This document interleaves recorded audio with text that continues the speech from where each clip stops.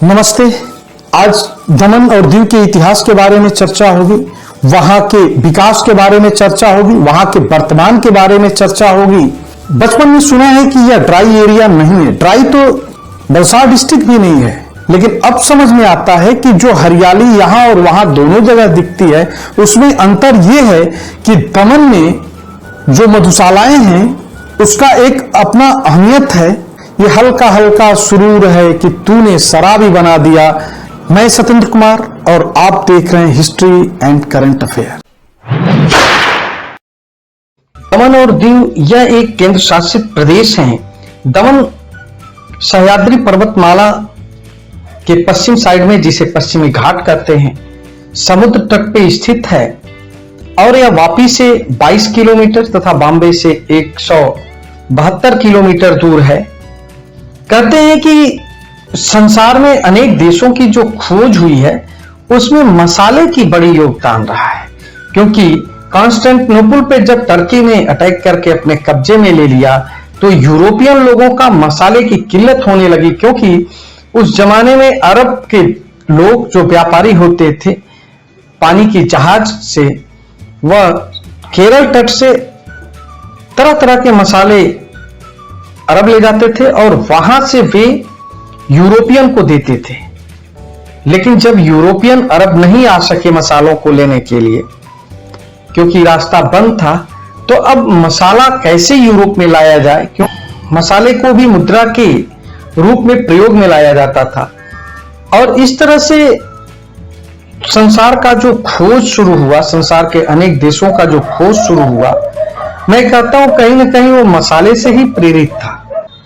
और इस तरह से पुर्तगीज भारत की तरफ अपना रुख किए और उनका यह रुख कालीकट के साथ साथ दमन और दीव को भी अपने चपेट में ले लिया। भारत का अधिकांश हिस्सा अंग्रेजों के हाथ में था, लेकिन गोवा, दमन, दीव, दादरा एंड नगर हवेली यह पुर्तगीज के हाथ में था। दमन और दीव किसी जमाने में मौर्य साम्राज्य के भी अधीन रहे। बाद में दमन जो है वह सातवाहन सातकर्णी वंश के हाथ में आया। उसके बाद सन 1465 में महमूद शाह बेगड़ा ने यहां पे आक्रमण कर दिया और दमन को जीत लिया। साथ ही साथ पारनेरा के किला पे भी अटैक किया और उसको भी अपने अधीन ले लिया। महमूद शाह बेगड़ा के बारे में कहते हैं कि यह चंपानेर और जूनागढ़ को जीता। उसके बाद यहाँ पे एक मस्जिद तामीर कराई। उसके बारे में एक और कहावत है कि वह 35 किलो खाना खाता था 24 घंटे के अंदर, और साथ ही साथ उसे रात के लिए अलग से सोते समय 10 केजी के आसपास समोसे बना के रख दिए जाते, ताकि सुल्तान को कभी अगर भूख लगे तो रात को उठ करके वो खा सके। सुल्तान जो कपड़ा पहनता था उसे जला दिया जाता था, क्योंकि बचपन से ही उसको थोड़ा थोड़ा जहर खाने की आदत पड़ गई थी। के बारे में भ्रांति थी कि उसके कपड़े भी जहरीले हो जाते थे। इसके बाद और दीव की अगर बात करें तो यह जूनागढ़ के पास है और बहादुर शाह के हाथ में था।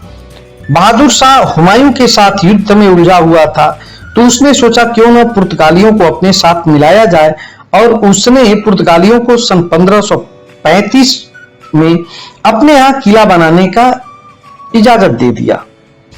डियोगो डी मेलो नामक पुर्तगीज सन 1523 में दमन में पहुंचा और उस समय यहां पे तूफान समुद्र में उठा हुआ था और उससे बचने के लिए वह यहां पे रुका।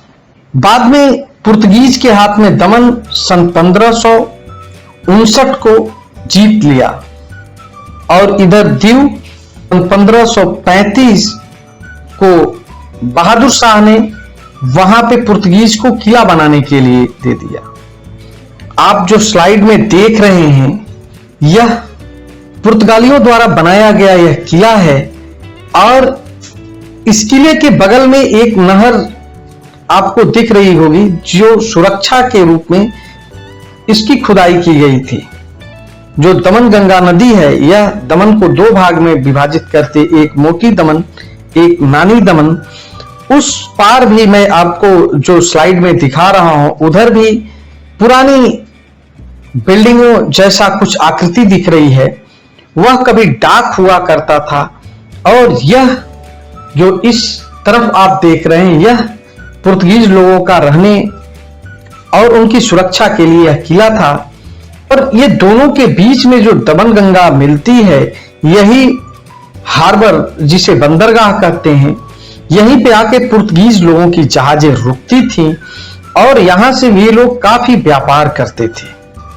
पुर्तगीज जब आए उसके पहले यहां आलू नहीं था, मिर्ची नहीं थी, बहुत सारी चीजें उनके आने के बाद ही यूरोप से यहां पहुंची हैं। रबड़ भी यहां पे तभी आया। यहां जमपोरे बीच, ये जो आप देख रहे हैं, जैसे बॉम्बे में मरीन ड्राइव में एक काफी खूबसूरत रेस्टोरेंट, पैदल चलने का रास्ता और साथ साथ में ड्राइविंग के लिए रोड बना था, उसकी याद दिलाता है। अभी आप पुर्तगालियों के इस किले के अंदर आप देख सकते हैं कि कैसे पुराने भवन, जिसमें चर्च है, और जो यह किला है इसे जेरोनियो का किला कहते हैं, बोम जीसस चर्च। आप देख रहे हैं कि एक शंकर जी का यहां पे मंदिर और साथ ही साथ उनकी लिंग की भी स्थापना हुई है, जहां पे समुद्र का पानी 24 घंटे में एक बार आता है और उनके चरणों को धो करके चला जाता है। अभी आप समुद्र में जेल देख रहे हैं। यहां पे पहले 7 कैदी हुआ करते थे, लेकिन लास्ट में 2 कैदी रहे और बाद में उसमें से भी एक यहां से हटा दिया गया। अभी यहां पे एक ही कैदी बचा हुआ है। आगे आप जो ये देख रहे हैं देव का बीच, आपको यहां महावीर स्वामी का मंदिर भी देखने को मिलेगा। साथ ही साथ यह इतना प्राकृतिक रूप से सुंदर हरा भरा जगह है कि जो पर्यटकों को अपनी तरफ आकर्षित करता है। बचपन में मैं सुनता था कि गुजरात ड्राई स्टेट है, जबकि वहां पे भी, वापी में भी, और इसकी सीमाओं को कोई देखने से बांट नहीं सकता। हरियाली सभी जगह है, लेकिन उसको ड्राई एरिया कहते हैं, और इसको जो है ड्राई एरिया नहीं कहते।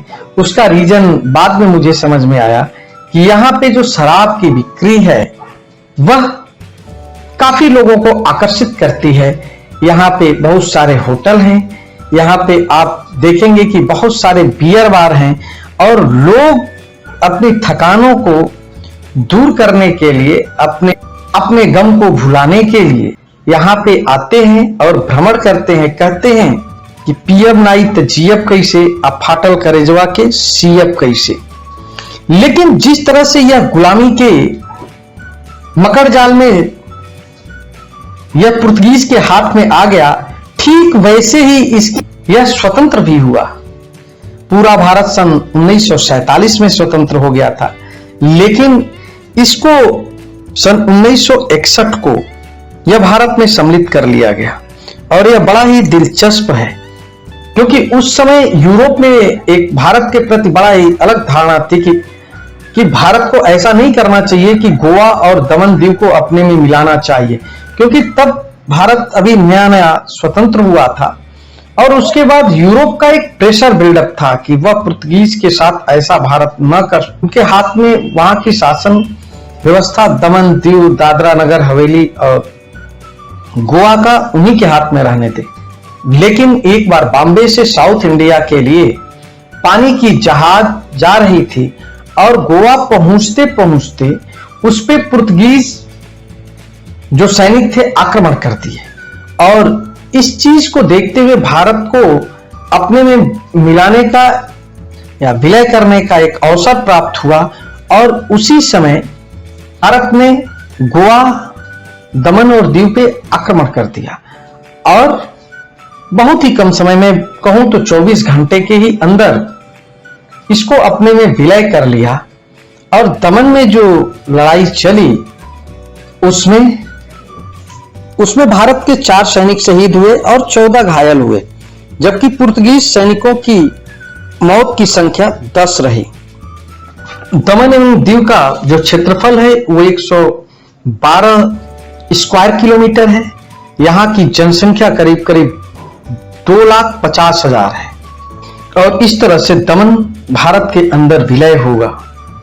यहाँ पे उद्योग धंधे, यहाँ पे बहुत सारे फार्मास्यूटिकल कंपनियां, बहुत सारे और भी छोटे छोटे उद्योग लगे हुए हैं, जिससे यहाँ के लोगों के साथ साथ बाहर के लोगों की भी रोजी रोटी चलती है।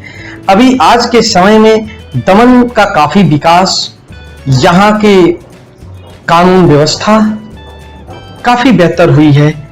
साथ ही साथ यहाँ के जो लोग हैं उनका मुख्य व्यवसाय मत्स्य पालन उद्योग, कृषि, फलों के उत्पादन और साथ साथ उद्योग धंधे में भी काफी निपुण है। पर्यटकों के आने का यहाँ पे सबसे जो सुगम साधन है ट्रेन है, वापी उतर सकते हैं। हवाई मार्ग में सूरत और बॉम्बे नजदीक है। यहाँ पे अच्छे होटल हैं, यहाँ पे रेस्टोरेंट, बार है, देवका बीच है। और इन्हीं शब्दों के साथ मैं अपने एपिसोड को यहाँ खत्म करता हूँ और मैं आप लोगों से आग्रह करता हूँ कि मेरे चैनल को लाइक करें, सब्सक्राइब करें, बेल आइकॉन को दबाएं। अगली कड़ी में किसी नए इतिहास के बारे में चर्चा होगी। नमस्कार।